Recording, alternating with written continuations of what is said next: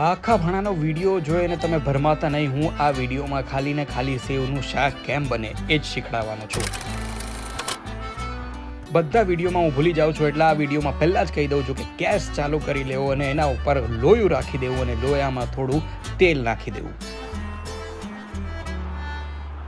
કાંઈ પણ કહ્યા વગર જ્યારે તેલ ગરમ થઈ જાય ત્યારબાદ એને પ્રોપર બધી જ વાતની સલાહો આપતા આપતા રાઈ પણ નાખી જ દેવી.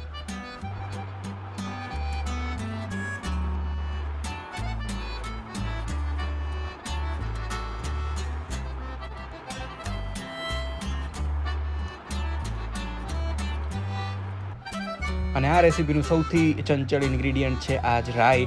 રાઈ થોડા કૂદકા મારવા માંડે અને એનું નેચર બતાવવા માંડે ત્યારબાદ આપણે થોડી હિંગ પણ એડ કરવાની છે. એમાં લસણની ચટણી હવે એડ કરવાની છે. જો તમે લસણ ડુંગળી ના ખાતા હોય તો રહેવા દેજો, આ રેસીપી તમારા માટે છે જ નહીં.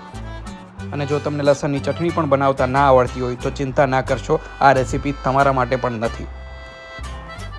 આટલું કર્યા પછી હવે આપણે થોડું પાણી નાખવાનું છે, પણ પાણી સાઈડમાંથી નાખવું. ઉપરથી છમ કરીને નાખી દેશો તો થતી પરિસ્થિતિની જવાબદાર હું નથી. ત્યારબાદ 2 ડોયા છાશ નાખવાની છે. છાશ નાખવામાં તમે ઉપરથી જ પધરામણી કરી દેશો તો ચાલશે. આમાં પાણી જેવી શરત અહીંયા લાગુ પડતી છે નહીં. કલર આવો પ્રોપર મિક્સ થવા માંડે એને ફરીથી વધુ મિક્સ કરવાનો છે જેથી કલર એકબીજામાં બેસી જવો જોઈએ. છાશના લીધે આનો કલર થોડો આછો થઈ ગયો છે, જેને ફરીથી ઘાટો કરવા માટે આપણે થોડું મરચું પાવડર એડ કરી દઈશું 1 ચમચી. અને કોઈને ખબર ના પડે એમ હળદર અને ધાણા જીરું પણ એડ કરી જ દેવું. અને ત્યારબાદ દરેક ડિશનું last but not the least ingredient નાખી જ દેવું, એ પણ છે મીઠું. મેં તો 1 ચમચી નાખ્યું છે, તમે સ્વાદ અનુસાર પણ નાખી શકો છો.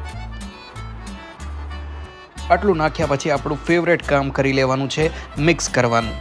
એટલે બધા જની ફ્રેન્ડશિપ બરાબર રીતે થઈ જાય. અને આ ઓલમોસ્ટ તૈયાર છે આપણું સેવના શાકનું પ્રીમિક્સ.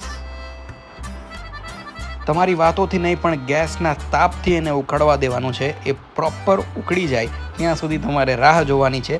આવી પરિસ્થિતિ થવી જોઈએ. નાનપણનું મારું ફેવરેટ કામ હતું. આવી જ રીતે કોઈ શાક બનતું હોય અને કંઈક વસ્તુ ઉકળતી હોય, જોવાની બહુ મજા આવે. એમ ડાન્સ કરતા હોય એવું લાગે. થોડીક વાર જોઈ અને એમાં આપણે સેવ એડ કરવાની છે. સેવ એડ કરશો એટલે એ જે ઉકળતી વસ્તુઓ છે એ શાંત બેસી જશે અને ત્યારબાદ આપણી ઓલમોસ્ટ શાક તૈયાર થઈ જ જશે. તો આ તૈયાર છે સેવનું શાક. એને તમે મન ફાવે એમ ખાઈ શકો છો. અમે તો ભાખરી સાથે ખાઈએ છીએ, બાકી તમારી મરજી, તમારું ઘર છે. આ આખા ભાણાનો વિડીયો જોઈને તમે ભરમાઈ ના જતા. મેં ખાલી સેવનું શાક બનાવતા શીખવ્યું છે. બાકી કાંઈ પણ વસ્તુ શીખવી હોય તો તમે મને કમેન્ટમાં કહી શકો છો. બાકી લાઇક, શેર, સબસ્ક્રાઈબ તમે તો કરી જ લેશો, એટલા તો ડાયા તમે છો જ.